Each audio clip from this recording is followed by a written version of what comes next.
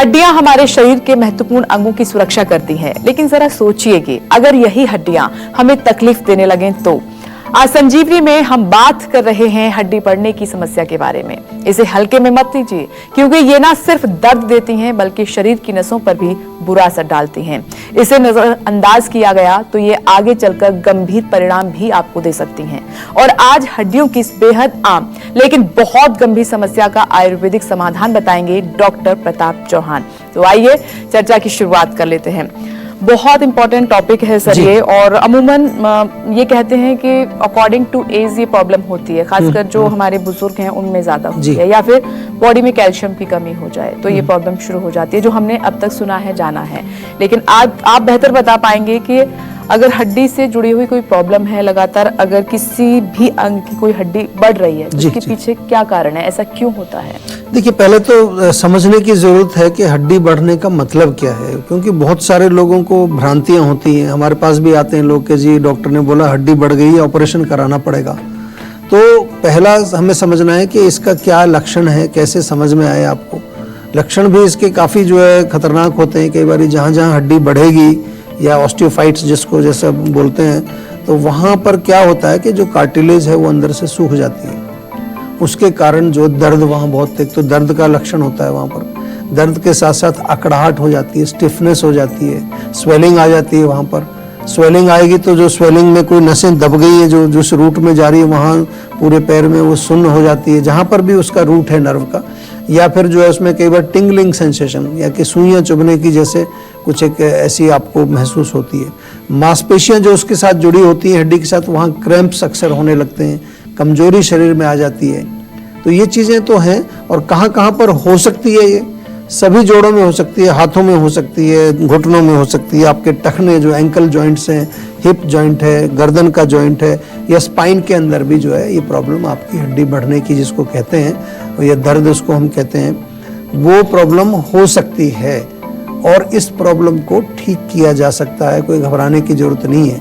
आपको हम जब भी कोई टॉपिक लेकर के आते हैं तो उसके बारे में और विस्तार से समझाते हैं, और वही काम आज करने वाले हैं। आपको इसके हम कारण भी समझाएंगे और इसका निवारण भी आपको बताएंगे कि किस प्रकार से हम जीवा में ऐसे रोगियों का ठीक किस प्रकार से उनको करते हैं। आइए चर्चा को आगे बढ़ा लेते हैं। सर, मैं अब आपसे ये जानना चाहूंगी कि अमूमन हड्डियों से जुड़ी कई सारी प्रॉब्लम्स हैं, लेकिन हम बात कर रहे हैं कि जो हमारी अचानक से किसी पार्ट की हड्डी बढ़ जाती है। मेरी भी एक दोस्त है, उनकी जो पैर की सबसे छोटी उंगली है उसकी साइड की हड्डी बढ़ती है, जिसका वो ट्रीटमेंट भी ले रही है। तो क्या कोई एक ठोस कारण है जिसकी वजह से ऐसा होता है, कोई एक ऐसी प्रॉब्लम? देखिए, जैसे शुरू में आपने बोला था कि एजिंग इसका एक कारण होता है, लेकिन आजकल यंग लोगों में भी हो रहा है, मैं देख रहा हूँ। बिल्कुल। तो वहाँ पर जो है ओल्ड में तो ये होता है कि वेयर एंड टियर है, बॉडी की कार्टिलेज सूख जाती है, वहाँ पर हड्डियाँ जो हैं फिर वो एक दूसरे से जब रगड़ती हैं तो वो घिसने लगती हैं, उसके कारण वहाँ पर आपको ये हड्डी बढ़ने का ऑस्टियोफाइट्स वहाँ पर दिखाई देते हैं। लेकिन आजकल यंग लोगों में जो हो रहे हैं वहाँ पर या तो कोई चोट लग जाए उसके कारण होता है, या फिर ओवर वर्किंग इसका एक बहुत बड़ा कारण है।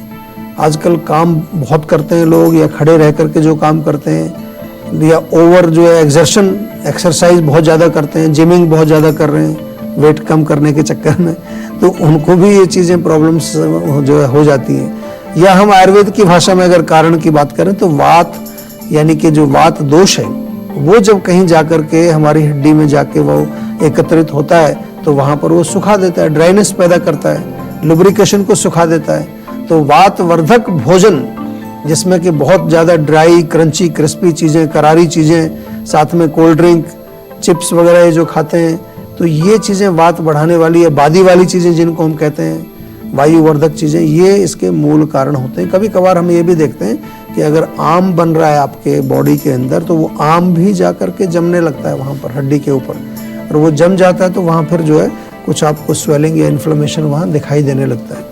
उसके कारण भी पेन होता है, लक्षण उसमें भी जो है दर्द वाले होते हैं, अकड़ाहट वाले होते हैं, इस तरह के लक्षण उसमें भी होते हैं। तो ये तमाम कारण हैं, और कारण जब आपकी समझ में आ जाते हैं और अगर आप इस रोग से पीड़ित हैं तो सबसे पहला स्टेप यही होता है कि कारण को बंद करिए। अगर आप ठंडी चीज़ें खा रहे हैं, वैसी चीज़ें खा रहे हैं, बहुत गरिष्ठ भोजन खा रहे हैं, उसको तुरंत बंद करिए। और विस्तार से थोड़ा समझाएंगे क्या क्या चीज़ें खानी चाहिए, क्या नहीं खानी चाहिए। नमस्कार, मैं हूं मानक गुप्ता। अगर आपको हमारा ये वीडियो पसंद आया हो तो इसे लाइक और शेयर जरूर करें, और हां, हमें सब्सक्राइब और फॉलो करना ना भूलें ताकि आप देश और दुनिया की कोई खबर मिस ना करें। तो जुड़े रहिए हमारे साथ और देखते रहिए न्यूज़ 24।